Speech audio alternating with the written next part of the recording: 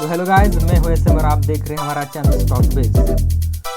पिछले 2-3 वीक से आप देख सकते हो तो मार्केट्स गिर रहे हैं and we have to know the reasons why the market is falling. In this video I am going to tell you about 6 major reasons contributing to the downfall in the market.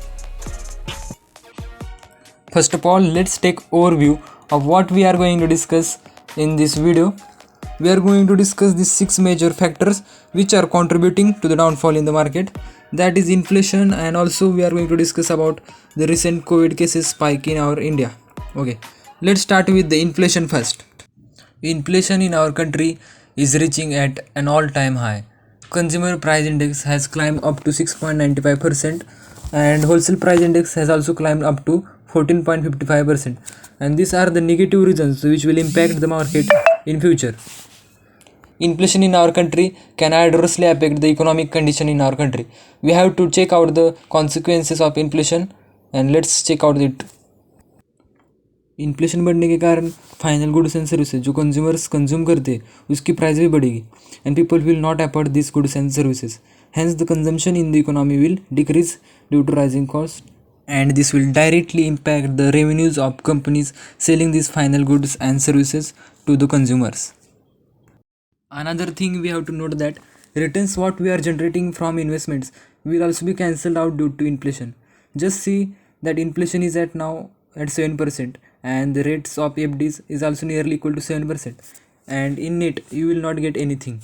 As inflation increases, raw material prices will also increase, and this will directly impact the margins of the companies, and this way they have to suffer loss. And after studying the impact of inflation, now we will study the valuations of the Indian stock market. We will check out whether Indian markets are overvalued or they are undervalued. The current price to earning ratios of the Indian market is 19.4 times of its earnings, and the 20-year average says that the valuation should be 16.1 times, and 10-year average says that 18.6 times. This means the Indian markets are currently expensive, and hence the foreign institutional investors are staying away from the Indian expensive markets. And this is the major reason why the foreign institutional individuals are doing outflow in the Indian market. If you have to remain investing in stock markets for long term, you must have knowledge about some major economic factors which decide the market's direction. We have discussed about inflation, and also we are going to discuss about the bank rates hikes and also the impact of Federal Reserve on Indian economy. This will help you in understanding the overall economy and help you make your decisions why the Indian economy gets impact because of these major economic factors. Many of you might not be aware of this Federal Reserve, but I am going to explain very easily the relationship between Federal Reserve and the major stock markets of the world. Federal Reserve is the central bank of USA, and many countries' central banks take their decisions on the basis of Federal Reserve. If Federal Reserves hike their rates, central banks of other nations will also think about hiking the rates. As interest rate increases, the loans will be expensive, and hence people will stay away from purchasing loans, and this will make the money supply in the economy less, and hence people will shift from stock markets, which is riskier, to the lower riskier assets like bond markets and purchasing gold, and this will impact the stock markets. And hence you can see that bond yields of United States of America are increasing, and they are now at 2.857%. There is inverse relationship between bond yields and stock markets. Hence, if bond yields increases, people will move to the bond market and will stay away from stock market, which is riskier when there is less money in our hand. Another thing which is hurting the Indian stock market is the correction in the Nasdaq index. Nasdaq index has corrected nearly 19% since the start of the year. Since the technology stocks in the Nasdaq index are highly expensive, and as the bond yields are increasing, people are selling the technology shares, and this trend is going to be seen in Indian stock markets, as the results of the IT companies like TCS and Wipro are also not that too much powerful, which can make their share price grow, and hence the stock market has the chances to fall. Now let's check out the Reserve Bank of India's recent monetary policy. It has kept the accommodative stance and also maintained no change in repo rate. That is, Reserve Bank of India is still putting money in the economy by purchasing bonds, and hence the money supply in the economy is still increasing. But they are still looking into inflation, that they are going to withdraw the surplus liquidity from the market. And also the governor of Reserve Bank of India stated that they are going to give priority to inflation over growth. That is, they are going to control inflation rather than putting money in the economy, and hence this can pull out the money from the economy. All the projections by Reserve Bank of India are seeming to be negative for the economy, and hence for the stock market also.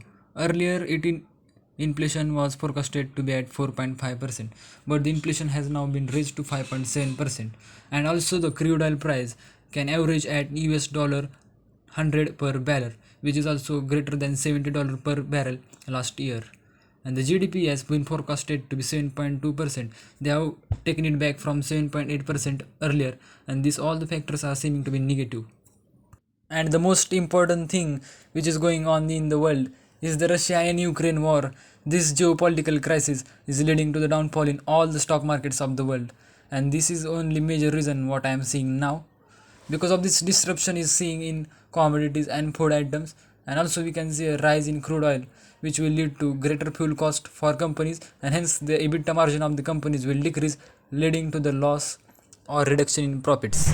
Another major crisis is the lockdown in China because of COVID-19. This will lead to disruption in raw material for Indian companies, because Indian companies are dependent on raw material from China, like pharmaceutical companies are dependent for APIs, and also shortage of semiconductor and electronic components will be seen in future. Recently, Indian banks also hiked their key interest rate, and hence the Indian loans will also be expensive from now, which were as low as 6.5% in COVID period. Now SBI has hiked its interest rate to 7.1%. Looking at it, Kotak Mahindra Bank also hiked its interest rate to 7.4%, making the Indian loans very expensive for all the retail and consumers who are taking housing loans, auto and other retail loans for their needs. Market will not ignore the new rise in COVID cases in India.